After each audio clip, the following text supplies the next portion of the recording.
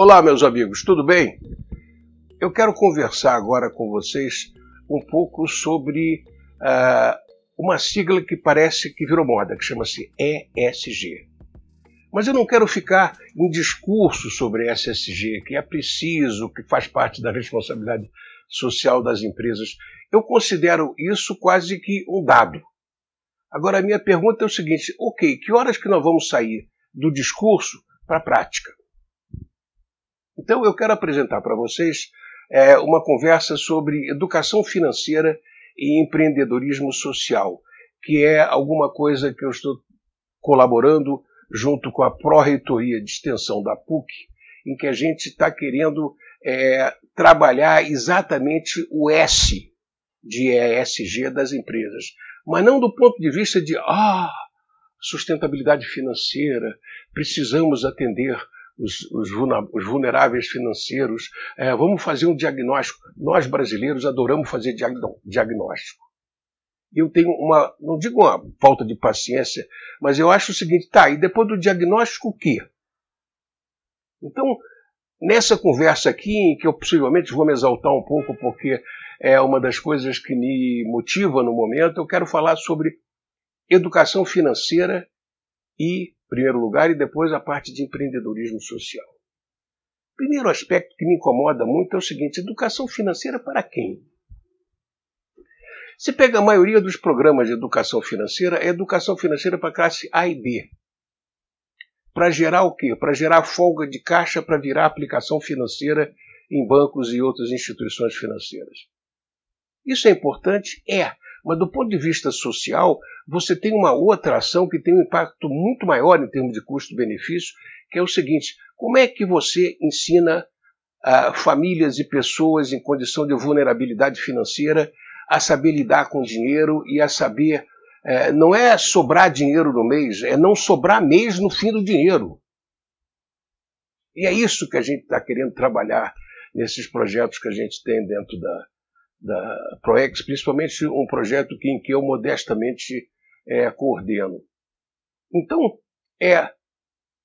o foco correto em termos de educação financeira, na minha humilde opinião, é você começar por quem precisa. Depois, então, a gente entra, ou seja, vai fazer palestra no Colégio Santo Antônio? Ótimo. Loyola? Ótimo. Mas por que não vai nos colégios, na escola pública, onde a garotada que está passando perto, que depende de merenda escolar, está lá? E outra, você tem certos subconjuntos de vulneráveis que são tipo vulneráveis de aglomerados financeiros, de aglomerados populacionais, as antigas favelas, né? Os detentos recuperáveis. O nosso projeto trabalha com os recuperandos, que são detentos recuperáveis dentro de uma metodologia, que é a metodologia APAC, que num próximo vídeo eu vou apresentar para vocês essa metodologia, que eu particularmente estou encantado com ela. Estou trabalhando, tentando ajudar nessas coisas. E como é que são esses detentos e as famílias deles? Se o cara não tem um mínimo de tranquilidade preso, saber que a família dele não está passando fome, ou que a família dele consegue viver decentemente, se o cara não tem isso, se ele recuperar, a tentação de voltar para o tráfico é enorme. Então, nós fizemos no segundo semestre do ano passado 3 oficinas baseadas numa metodologia que está disponível, que foi feita para pessoal de Bolsa Família. A gente fez uma adaptação e 3 oficinas para os caras passarem o que eles estavam aprendendo para as famílias. E a gente testou durante e no fim. E a resposta que nós tivemos num grupo de 20 participantes, que 18 deles tinham passado para a família as orientações que a gente tinha dado. Ou seja, 90% de reciprocidade em relação ao que a gente queria. Esse ano foi feito por um regime fechado da PAC de Betim. Nós vamos fazer esse ano agora, no primeiro semestre, o mesmo programa para o semiaberto. E depois vou entrar já já numa outra área, que é a área de empreendedorismo social, que esse é o sonho. E depois você tem os recebedores de Bolsa Família, ou seja, como é que você consegue reunir esse pessoal para conseguir passar para eles essa metodologia de educação financeira, de fazer cofrinho, de fazer um planejamento, quanto é que entra, quanto é que sai, coisas à toa. Que o material que a gente recebeu era um material todo em cores, em papel cartolinado, essas coisas todas. Nosso projeto é um projeto pobre. O que nós fizemos? Usamos envelope comum, pusemos uma capa que tinha a capa que estava bonitona em cores, a gente fez em preto e branco, funcionou. Ou seja, a beleza talvez ajude, mas não foi necessária para que o projeto desse certo. Mas isso é educação financeira. Educação financeira, eu acho que tinha que começar pelos vulneráveis e depois chegar aqui em cima. Bom, e empreendedorismo social? O que é isso? Isso é uma coisa interessante, porque, no fundo, é uma visão social das startups. O foco aqui é geração de renda. Ou seja, que tipo de projetos você pode fazer que vai gerar renda para pessoas vulneráveis. Eu estava vendo outro dia, não sei onde, acho que no LinkedIn em algum lugar, uma iniciativa da Fundação Dom Cabral, que é prima da PUC, trabalhando uma feira de empreendedorismo social em que tinha diversas startups que estão sendo bancadas, estão sendo orientadas pela Fundação Dom Cabral, e vai ser interessante a gente ver lá na frente qual é a taxa de sucesso desses empreendimentos. Mas o caminho é esse. Ou seja, quando você quer fazer empreendedorismo social, você precisa ir um pouco além da visão, vamos dizer assim, comum de empreendedorismo, de que o empreendedorismo é um negócio de disrupção, de startups, disso e aquilo. Empreendedorismo, você pode ter, primeiro, interno e externo, e que, segundo, pode sim ter um impacto social imenso, desde que isso faça o quê? Eduque financeiramente. Saber fazer custo, saber fazer um orçamento, que qualifique profissionalmente aquele que está mexendo nessa empresa e que, principalmente, gere renda.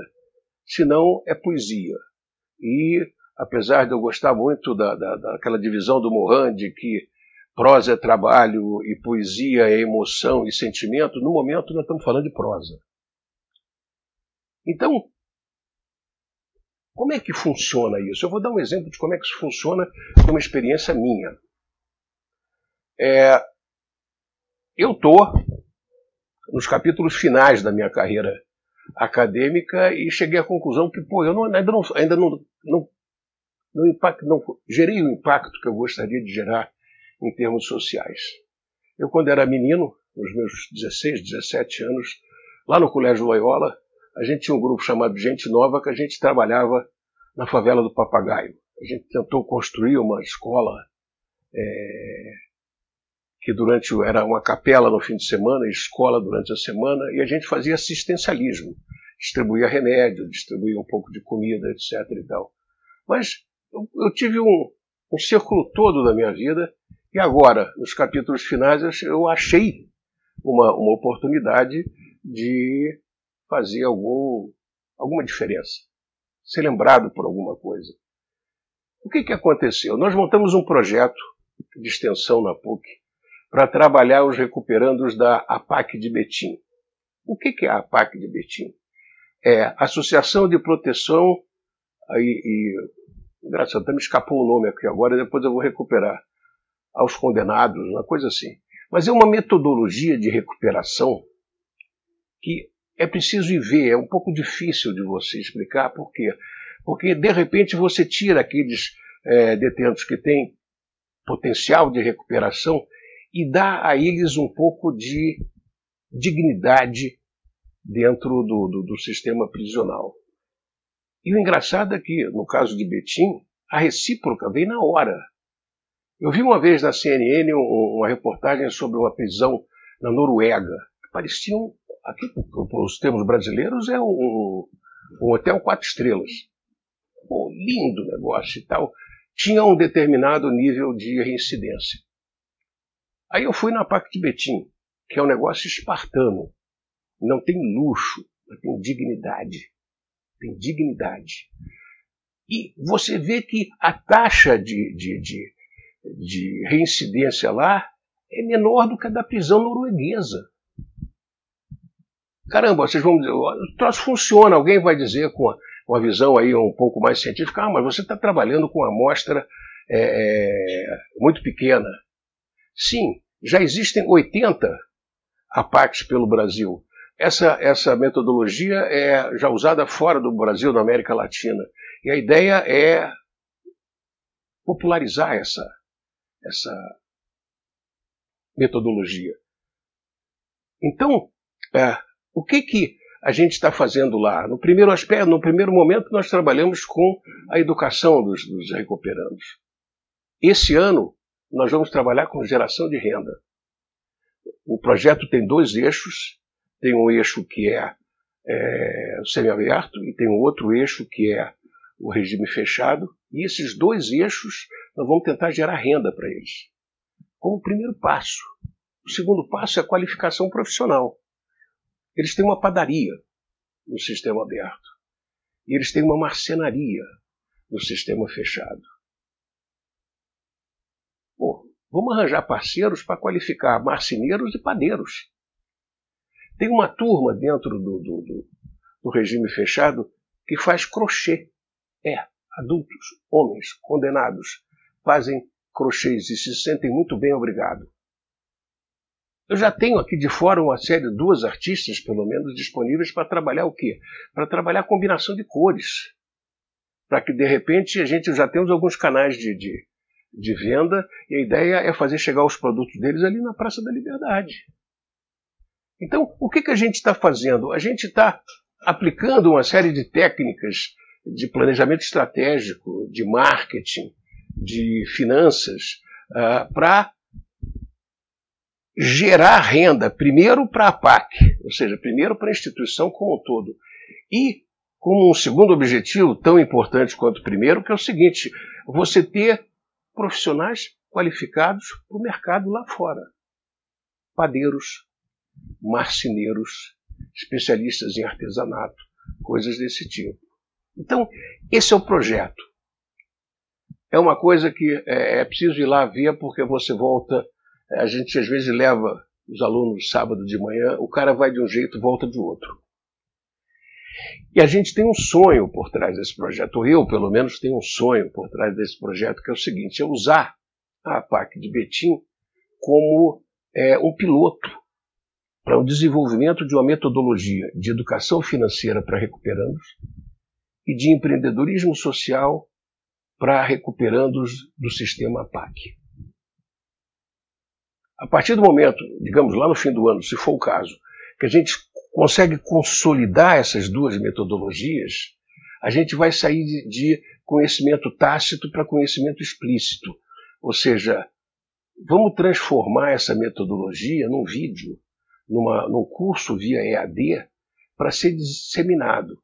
E ideia da nossa proreitora lá, conversando com ela, a Carolina, é que, vamos fazer com legendas em inglês e legendas em castelhano, para que isso aí possa ser utilizado na América Latina e língua inglesa. Não precisamos ir para os Estados Unidos, não. Vamos ali para Trinidad e Tobago, para alguns daqueles paísezinhos pequenininhos que tem por ali. Mas esse é um sonho. Factível? Difícil? Muito. Mas as coisas boas são assim. Coisa fácil demais não tem graça. Mas o mais interessante é que isso aqui a gente tem que trabalhar com a visão de parceiros. Então, no final desse vídeo, que já está um pouco longo, mas esse é um vídeo basicamente de responsabilidade social. A gente está procurando parceiros. O Sebrae já está com a gente. Mas o Sebrae pode estar mais ainda com a gente. Está com a gente em empresa simulada. Cadê as associações empresariais que podem nos ajudar? panificação, marcenaria. Depois, Banco Central, como é que você pode nos ajudar a trabalhar o ESG de vocês em termos de usar a tecnologia que vocês têm de educação financeira para os caras que têm vulnerabilidade financeira? Banco do Brasil, Caixa Econômica, isso é ESG, isso se encaixa dentro dos trabalhos de vocês. E aí? Bancos privados, mesma coisa. Vamos sair do discurso de marketing, de ESG e de pequenas perfumarias e vamos para a coisa prática? Empresas localizadas no Distrito Industrial de Bandeirinhas, lá em Betim. Meus amigos, há uma iniciativa de ESG dentro do Distrito Industrial de vocês. Será que não dá para vocês ajudarem um pouco? É isso aí, meus amigos. Hoje, esse vídeo de hoje é altamente provocativo para quem tem alguma sensação de que onde você chegou ao longo da sua vida é metade mérito seu, metade resultado da sua posição dentro de uma sociedade que é injusta. Será que não vale a pena a gente retribuir um pouco a sorte que a gente teve?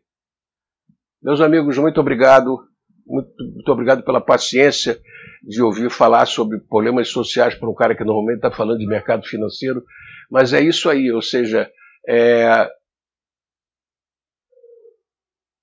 um monte de pessoas tem duas facetas. Você tem uma faceta profissional, mas ao lado dessa faceta você tem uma outra faceta de responsabilidade social.